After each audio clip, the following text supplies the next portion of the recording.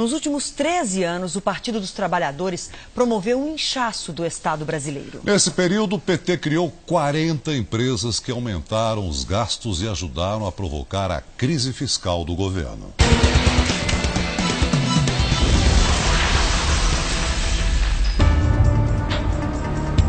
Governar é abrir empresas.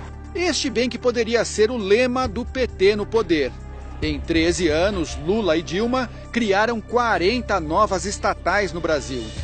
De seguradora a empresa de logística, de laboratório de biotecnologia a canal de televisão.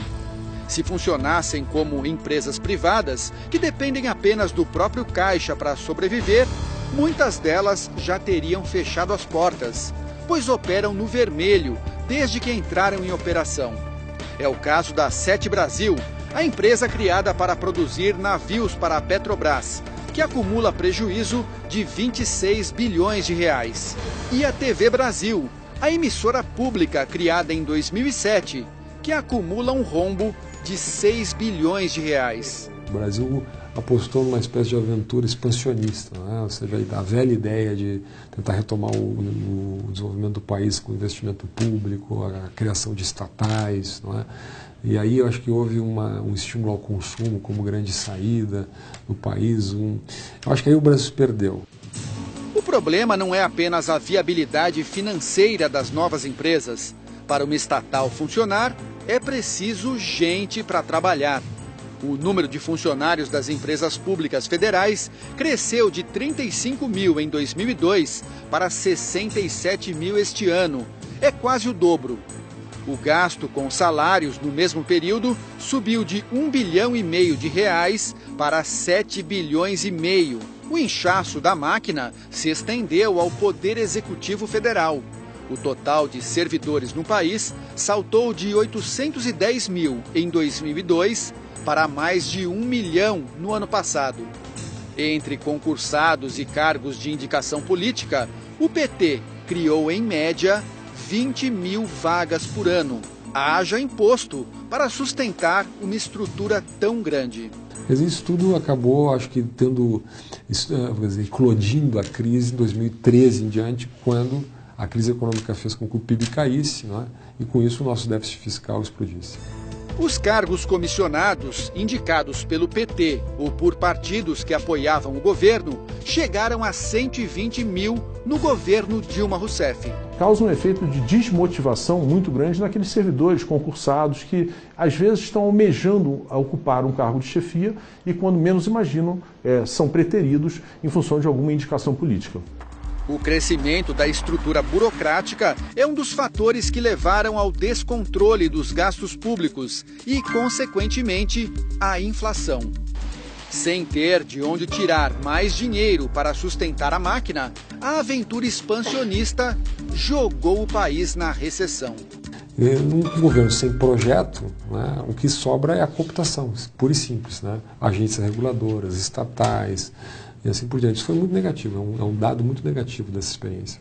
Para piorar o quadro, os indicadores negativos da área econômica pegaram o governo Dilma Rousseff num momento de fragilidade, por conta do maior escândalo de corrupção da história do país. Os crimes cometidos na Petrobras e em outras estatais não têm digitais apenas do PT, mas de vários partidos políticos. No entanto, a crise veio à tona após 13 anos do partido no poder, o que leva a crer que o PT teve papel de destaque no escândalo agora revelado. Seria o discurso da honestidade apenas demagogia para alcançar o poder? Eu acreditava naquilo. Quando eu deixei de acreditar, falei, peraí, eu estou fora disso. Né? Não me confundam. E paguei o preço que tinha que pagar. Paulo de Tarso foi líder estudantil, guerrilheiro e petista. Nos anos 90, se decepcionou com o partido que ajudou a fundar. Na época, era secretário de Finanças em uma prefeitura petista no interior de São Paulo. Descobriu que havia um esquema de favorecimento em licitações para a empresa de consultoria do advogado Roberto Teixeira, amigo de Lula. Eu fiz tudo que tinha que ser feito. Fiquei durante 4 anos tentando levar a discussão do que eu tinha apurado, as provas que eu tinha, para que o partido discutisse.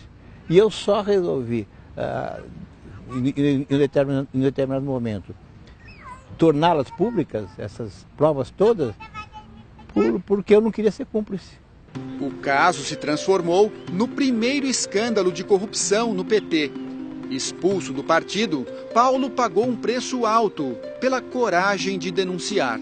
Eu era o traidor, e como tal fui transformado em pária político. Eu sei as dificuldades que eu passei, né, de simplesmente o PT e seus dirigentes, militantes, impedirem até que eu trabalhasse.